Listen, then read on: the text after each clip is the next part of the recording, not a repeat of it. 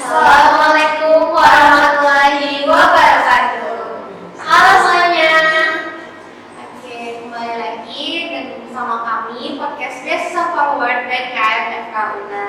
Nah, sebelumnya perkenalkan teman-teman semua, nama aku Nia, aku Taya. Nah, setelah setahun lebih nih, akhirnya podcast Beasiswa Forward kembali lagi bersama teman-teman semua. Nah, pada kali ini kami mengundang narasumber ya dari yang penerima beasiswa KSE.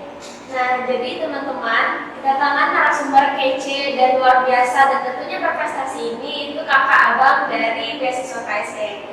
Mungkin kita kenalan dulu ya, karena kata pepatah kan nggak kenal maka nggak sayang. Jadi kita boleh kenalan dulu sama kakak abang penerima beasiswa KSE. Mungkin boleh dimulai dari abang dulu. Oke, hai teman-teman, kenalin aku Fadli dari pendidikan tahun 2021. Aku adalah penerima beasiswa KSE tahun 2022-2023. Oke, Bang Fadli ya teman-teman. Mungkin boleh lanjut ke kakak. Oke, perkenalkan teman-teman, nama aku Widya Yunus Hasna, biasa dipanggil Widya dari Pondok 21, merupakan penerima beasiswa KSE tahun 2022-2023. Oke, keren banget nih. Nah, teman-teman udah kenal nih sama narasumber kita yang luar biasa dan keren-keren nih. Nah, mungkin tanpa lama-lama lagi, kita langsung masuk aja nih ke pertanyaan yang pertama. Karena teman-teman pasti udah penasaran banget nih tentang beasiswa KSE. Nah, mungkin yang pertama itu dari kepada kakak dan abang, apa sih itu beasiswa karya Salemba 4 atau KSE? Oke, jadi beasiswa KSE ini merupakan singkatan dari beasiswa karya Salemba 4 yang merupakan program beasiswa memberikan bantuan finansial untuk pendidikan sebesar 750.000 per bulannya, di mana beasiswa KSE ini tidak hanya memberikan bantuan finansial, tapi juga menyediakan program-program pelatihan pengembangan diri seperti kewirausahaan, kemudian teknologi for Indonesia, kepemimpinan, ada career coaching, ada community development, dan lain-lain. Oke, keren banget nih. Oke, mungkin karena kita udah tahu definisinya ya nih ya, kakak abang. Jadi mungkin sebelumnya saya mau nanya nih ke kakak abang juga. Kira-kira dulu kakak abang tahu informasi beasiswa KSE ini dari mana ya kan? Jadi, kalau aku pribadi, dulu aku tahu beasiswa KSE ini dari IG BMKM UNAN. Nah, sebenarnya banyak sih infonya itu di internet ya, kayak di info BMKM FK UNAN ada kan beasiswa formatnya. Terus di biasanya di grup-grup angkatan itu bakal disebar kalau udah mau open recruitment. Kalau kakak sendiri tahu dari mana? Kalau aku tahunya dari grup angkatan, jadi ada yang menyebar info beasiswa KSE ke grup angkatan, dan kebetulan yang nyebar itu angkatan sendiri. Oke. Terus jadi lulus ya bang kedua-duanya? Iya. Alhamdulillah. Oke, keren banget nih. Berarti tahunya itu dari grup angkatan sama sering-sering juga cek IG-nya BMKM FK ya teman-teman. Nah, mungkin setelah menerima beasiswa KSE ini, kira-kira apa saja sih manfaat dan perihal yang ditanggung dari beasiswa KSE ini? Mungkin kakak boleh. Jadi yang ditanggung oleh beasiswa KSE ini adalah uang bantuan finansial untuk pendidikan sebesar 750.000 per bulannya.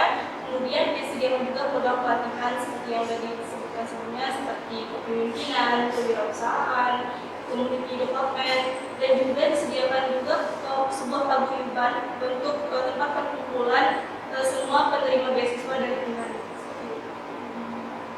Ya, berarti selain mendapat bantuan finansial juga dapat pelatihan-pelatihannya juga ya. Mungkin kalau untuk pertanyaan selanjutnya nih kan, mungkin teman-teman pada tertarik untuk ikut beasiswa KSE. Nah, kira-kira syarat timeline itu tuh dari beasiswa KSE apa aja? Oke, jadi untuk syarat penerimaan beasiswa KSE ini itu semua mahasiswa aktif dari Universitas Andalas minimal angkatan 2022 dan maksimalnya itu angkatan 2020. Kemudian syarat lagi tidak menerima beasiswa dari pihak manapun. Dan timeline-nya itu dimulai dari registrasi online di portalnya. Itu sudah dibuka sebenarnya sejak tanggal 21 Maret 2023 sampai 29 Maret aja. Nah, tapi ada kabar bagus nih untuk teman-teman semua, bahwasanya penerimaan beasiswa KSI ini diperpanjang dari tanggal 30 Maret 2023 sampai 31 April 2023. Alhamdulillah, berarti teman-teman ini masih ada kesempatan nih buat nyobain beasiswa KSE. Nah, mungkin teman-teman udah tahu nih syarat, timeline-nya, dan apa saja manfaat yang diberi dari beasiswa KSE ini. Mungkin kita lebih mulai ke narasumber kita nih, kayak bagaimana sih perjalanan kakak dan abang untuk mendapatkan beasiswa ini, bagaimana mereka menjadi mahasiswa berprestasi, dan mungkin setelah menerima beasiswanya itu apa sih yang didapatkan gitu. Mungkin mulai dari abang duluan. Oke, kalau untuk perjalanannya tuh pas itu aku emang lagi cari beasiswa kan. Terus udah follow akun info beasiswa bla bla bla gitu. Terus aku agak kesulitan nih buat daftar beasiswa karena kebanyakan beasiswa itu ada dua tipe kalau aku lihat ya. Ada beasiswa yang prestasi, yang punya high achievement gitu. Terus ada yang beasiswa yang buat orang yang kurang mampu. Nah kebetulan aku bukan salah satu di antara dua kategori itu. Aku juga nggak punya achievement yang dimana-mana. Terus aku juga nggak punya surat SKTM. Jadi pilihan beasiswa itu nggak banyak. Nah kebetulan aku cek beasiswa kayak sini, nah nggak ada tuh syarat yang prestasi sama SKTM itu kan. Terus aku coba baca persyaratannya, udah eligible lah. Terus masuk ke grupnya, terus masuk ke grupnya, terus makanya minta sebaring ke grup angkatan kan, sebaring ke angkatan, kemudian dia daftar ya gitu. Terus sebenarnya aku tuh agak kan persyaratannya banyak kan, bekas-bekasnya. Sebenarnya aku juga agak lama mempersiapkannya. Terus ketemu sama Widya, ternyata Widya ini udah ngurus duluan sama teman-teman yang lain. Nah, aku aja yang nyebar info belum gitu kan. Terus aku bareng sama Widya jadinya nyiapin berkas. Terus akhirnya lulus registrasi administrasi lolos. Terus wawancara itu ada 3 blok ya, aku, Widya, sama Bang Aiken. Terus alhamdulillah kita lulus di batch pertama. Terus Widya kita berdua di batch pertama, terus Bang Aiken di batch kedua ya. Itu memang. Oke, nanti banyak dari pengalamannya. Mungkin kalau dari kakak sendiri gimana nih pengalamannya? Kalau dari aku, sebenarnya sejak sebelum kuliah, waktu mau kuliah itu udah bertekad gitu, kalau selama kuliah ini harus dapat beasiswa buat bantu finansial keluarga kita kan, untuk meringankan beban orang tua. Nah jujur aku itu udah coba 5 kali lebih untuk daftar beasiswa, tapi nggak lulus. Dan alhamdulillahnya ternyata rezekinya itu di KSG. Nah kan tadi udah pengalaman sebelum nih Bang. Kira-kira setelah lulus tuh perasaan dan impact-nya apa tuh yang didapat sama kakak? Ya Bang. Ya pada dasarnya beasiswa kan kasih bantuan finansial. Jadi perasaannya ya seneng lah. Biasanya ya jajan di orang tua sekian terus nambah gitu. Jadi perasaannya tuh senang banget karena gini, aku kan pernah kerja juga ngajar gitu di startup. Terus dapat uangnya gede, bahkan lebih gede daripada beasiswa ini. Gitu. Tapi kan ada effortnya kan, effort kita tuh harus kerja gitu, ngajar capek kan. Nah kalau beasiswa ini kita nggak ada kerja, tiba-tiba masuk duit gitu kan, enak kan, gitu sih.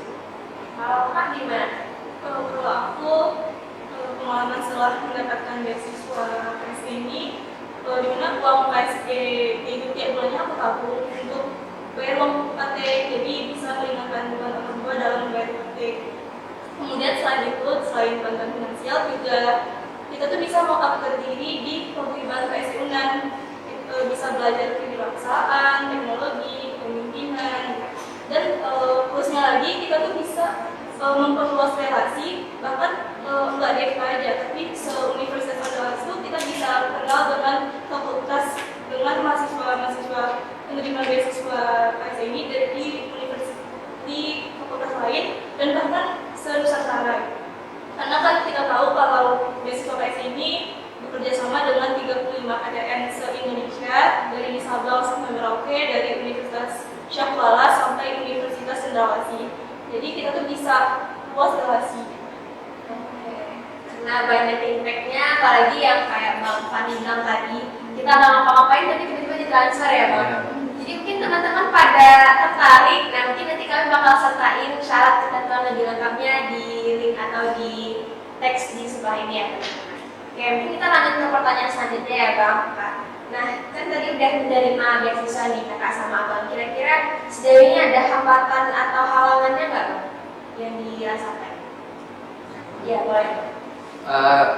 Jadi kan di KSI Yunan itu kan ada paguyubannya kan. Nah di paguyuban itu ada divisi-divisinya. Setiap divisi itu ada proker-prokernya. Nah jadi di KSI itu kelihatannya cukup banyak.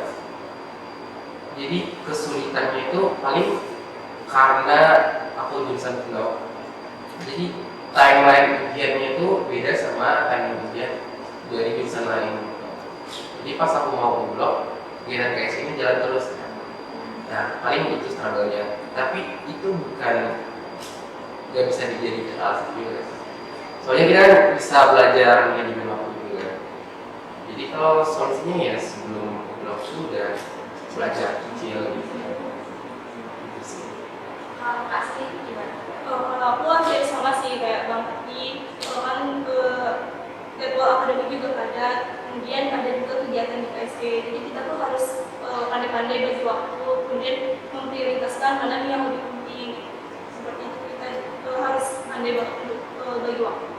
Ya, aku mau nambahin sih ya kayak media gitu kan. Media ini walaupun KSI banyak kegiatannya kan, tapi ujian blog dia kata satu, nah, dia paling tinggi emang. Memang nggak bisa dijadikan alasan sih. Mungkin itu sedikit tambahan alasan ya bagi teman-teman setelah nanti menerima beasiswa, teman-teman juga bisa belajar manajemen waktu, apalagi narasumber kita nih dari jurusan pendidikan dokter, teman-teman sendiri juga tahu kan sistem ujian itu berbeda dari yang jurusan lain. Nah, jadi di sini tuh teman-teman juga bisa meningkatin manajemen waktu dari teman-teman nanti. Nah, mungkin setelah kita tahu pengalaman-pengalaman dari kakak dan abang nih, boleh dong share tips and trick untuk teman-teman. Mungkin aku juga penasaran sih sebenarnya tips and trick supaya kita tuh bisa lolos beasiswa KSI. Mungkin boleh. Oke, jadi beasiswa KSI ini seleksinya ada dua tahap lah secara garis besarnya. Pertama registrasi online, yang kedua wawancara. Registrasi online ini kita tuh diminta untuk memenuhi berkas-berkas dan esai yang sudah diminta. Nah, jadi tipsnya tuh berkasnya itu emang harus lebih dari 95%. 95 minimal 95%. Terus kalau untuk esainya itu, esai itu kan gimana caranya kita memenuhi ekspektasi si penilai gitu kan. Nah, jadi kita harus tahu dulu nih yang diminta sama TS ini esai kayak gimana. Jadi dari pengamatan aku di KSI ini tuh butuh orang-orang yang benar-benar mau berkontribusi buat society, masyarakat. Soalnya KSI ini cenderung untuk dia kasih beasiswa ke mahasiswa, terus mahasiswa ini kasih kontribusi ke masyarakat. Jadi impact-nya itu nggak cuma ke mahasiswanya, tapi juga lebih luas gitu. Jadi esainya itu dibikin tunjukin kalau kita tuh benar-benar peduli sama masyarakat. Kita tuh udah track record kita ke masyarakat tuh disebutin kalau ada gitu kan, mungkin banyak gitu. Itu sih kalau dari aku. Kalau dari kakak gimana? Kalau tips dan triknya itu yang pertama jangan jadi tim deadliner, karena kita tahu kan ya walaupun pembukaannya itu 1 bulan, nah tapi jangan baru udah hari 3 baru kita daftar, karena yang mengakses portalnya itu bukan anak muda aja, tapi satu Indonesia tuh mengakses. Jadi bisa saja Hamin 1 Hamin 2 itu server itu down dan kita udah capek-capek nyiapin berkas tapi nggak bisa daftar.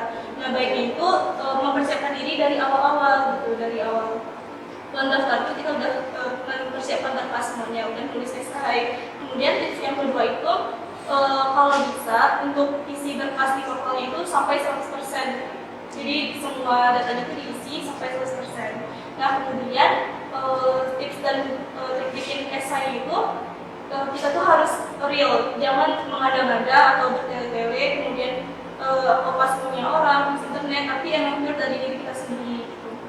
Kemudian ada baiknya membuat esai itu di Word dulu, baru kita kopas ke portalnya biar nantinya nggak hilang atau gimana.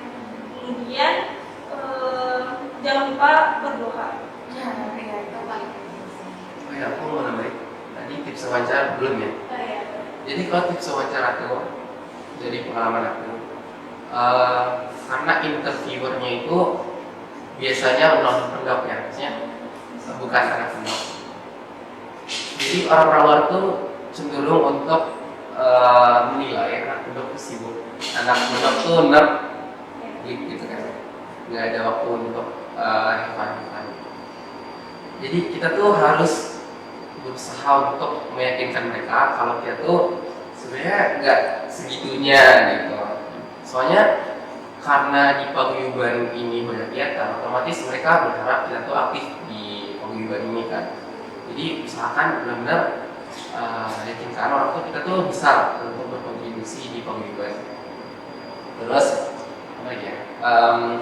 Karena seleksi beasiswa ini kan sifatnya kompetisi, yang daftar banyak tapi kuotanya itu terbatas. Otomatis kita tuh harus menjadi yang lebih baik daripada yang lain.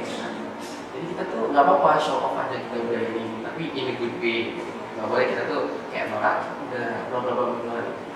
Jadi bikin aja achievement teman-teman, kontribusi ke masyarakat seperti semuanya. Oke, mungkin kalau teman-teman tadi boleh sambil dicatat aja ya teman-teman, karena tips and trick dari Bang Fahri dan Kak Mia itu udah lengkap dari isi portal, esai, wawancara, terus mungkin nanti tinggal berdoa jangan lupa, dan pastinya juga kita harus orang tua ya kan Bang, karena mungkin tanpa doa orang tua juga mungkin itu yang bakal menembus beasiswa itu juga kan gitu. Oke, mungkin kita ke pertanyaan terakhir nih, karena udah udah pertanyaan terakhir aja nih Kak Bang. Kira-kira menurut Abang Kakak apa sih saran buat teman-teman di penonton podcast kita untuk bisa lulus di beasiswa ini? Mungkin boleh dari Kak Mia. Oke, saran untuk teman-teman yang lagi berjuang untuk mendapatkan beasiswa, sebaiknya persiapkan berkas dan persiapkan diri sejak awal, jangan jadi tim deadliner seperti yang udah tadi. Kemudian jangan lupa berdoa dan persiapkan juga bagaimana cara wawancara yang baik. Mulai dari Bang. Oke, untuk sarannya mungkin ini mirip-mirip sama saran. Jadi kalau saran untuk wawancara, aku nerapin triknya Kak Nadira Afifah. Nadira Afifah tuh penerima beasiswa LPDP yang ke Harvard Medical School kan. Jadi kan dia punya buku Limitless. Jadi sebelum aku daftar beasiswa KSI, aku baca bukunya kan. Terus dia tuh bikin sebelum wawancara tuh bikin list pertanyaan, kemungkinan pertanyaannya itu yang bakal ditanyain sama interviewernya. Terus dia tuh tulis jawabannya, terus dia hafal gitu kan. Dia hafal, terus dia coba praktekin di rumah sebelum dia interview LPDP. Nah aku tiru itu, aku list cari di internet kan apa aja kemungkinan pertanyaan seleksi beasiswa. Terus aku bikin jawabannya, sepertikan. Nah pas hari H ternyata emang sekitar 60% itu mirip pertanyaannya. Jadi aku udah gampang jawabnya kan. Itu sih salah satu sarannya. Terus